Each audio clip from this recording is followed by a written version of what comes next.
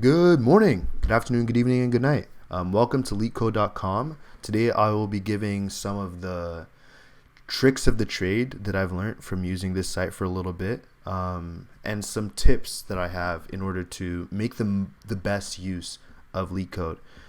Especially if you're just coming on LeetCode for the first time, it can be really daunting just seeing the sheer number of questions and not really knowing where to start.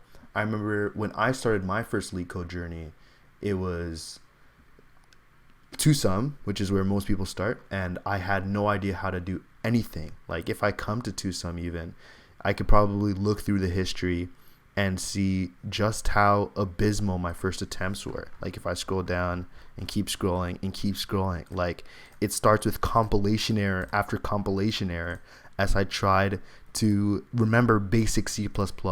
So that's probably the first thing I would say. Coming to LeetCode is hard, but sometimes it's even harder when like your programming knowledge isn't really there at all. And so one thing you might want to do is if you're coming completely fresh and you're saying, okay, I can't even do easy questions, you might want to brush up a little bit on any programming language that you want to learn. For me, Python is great because it's almost like human speech, and so it just makes it a little easier for me to work with rather than say C++. But whatever floats your boat. And obviously, you're probably going to want to start with easy questions, but it's not just as easy as that, because some easy questions are really actually mediums, and some mediums are easies, and some hards are easies, and some hards are mediums. And for the most part, the difficulty ranking is okay, but I'd say a more accurate metric is often acceptance. So this is also good if you want to make yourself feel good. Just go with the questions that are, easiest for the most amount of people and focus on those. You might see that there are a lot of premium questions, and something that people often ask me is, okay, is premium worth it? Question of the century. Well, it depends. I'd say typically I am a person that is averse to paying for any premium services regardless of what they're offering. And obviously there are some benefits, like you get when you get a debugger, and you get to you get compilation time in less time, and you get to see company specific questions and yada yada yada. For the most part, you can work around just about all of those things. Like if you're talking about how many more questions you get, I would say first do the 1,500 or so free questions, and then maybe look at some of the more premium ones. Or one thing that is a little bit hard to curate in the way they have it here would maybe be this tech company specific like stats and whatnot, like which questions are being asked at which company at the moment, because there isn't really any site as big as LeetCode collecting this data as frequently as they are. So maybe if you have a job interview at any one of these bigger companies coming up, it might be worth it for the month prior to the interview to pay for that. However, I'd say for the most part, you can get 95% of the value out of this site without ever having to pay. Not that I don't want LeetCode to make money. If you want to support them, that's different. But yeah, I'd say you can get way more value out of this than you think without a premium account. So a couple other things. Obviously, start with easy questions, but also start with high accepted questions.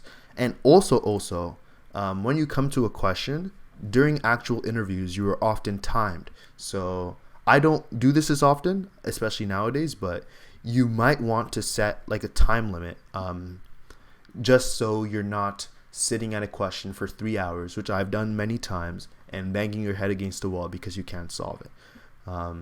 It's okay to look at solutions. Sometimes there are even hints. So one thing that I like to do is almost follow a path when trying to solve a problem. So during a technical interview, especially if the interviewer is especially nice, they will give you subtle hints. So if you're trying to replicate that environment, it doesn't hurt to give yourself a hint or two, especially if you're stuck and spending too much time. So maybe after 20 minutes or 15, or it depends on your capacity for suffering, but you might want to click on the show hint button this is pretty good. Something that I haven't heard suggested as much is looking at the titles of the discussion posts. So often these will say things that are helpful. Not all of these do, but even just knowing the runtime that can be gotten with a question is often helpful. Or this question is not the best because it's supposed to be a very easy one, so people aren't very descriptive. But often the titles would give you a lot of information about possible ways to solve the problem, especially when you've heard of the name of the algorithm someone was saying.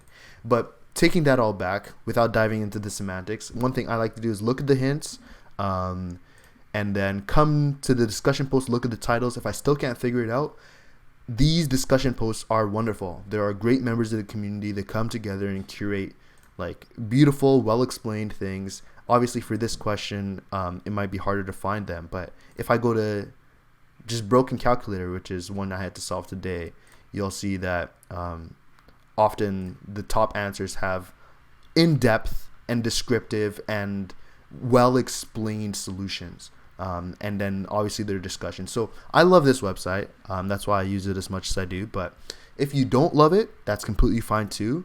Sometimes it's just a means to an end. Like you're trying to get that job, and that's okay. In that case, you're probably trying to save as much time as possible and use this website as efficiently as you can, right? So if it comes to learning topics, you don't want to do any more than you have to, right? So there are a couple lists that people will recommend. One thing would be LeetCode has their own like lists here, like the curated algo 170 and whatever. A great one is the top 75 liked questions. Some of these I have saved, that's why they're here. Blind 75, if you look that up, that is a list that is pretty well known. They're like the must-do questions. They're often similar to the types you'll be asked at interviews, maybe not the specifics, but there are some great lists here. Like I'd say the best ones would probably be top 100, top interview, and blind 75 if you look that up. Those are great for interview preparation. And then when it comes to actual question type, I'd say start with the easier types of questions. So those are typically like arrays and strings, and then almost in the order that you see things here is the order that they will be appearing at companies. You can see like a lot of graphs and different metrics, how people have measured what kind of questions they ask companies. Typically they'll start with like arrays and strings, and you'll see probably less of dynamic programming. And so I'd say you want to start with what is going to maximize your potential for getting the job, basically. So what is most likely to be asked? It's most likely going to be maybe an array question.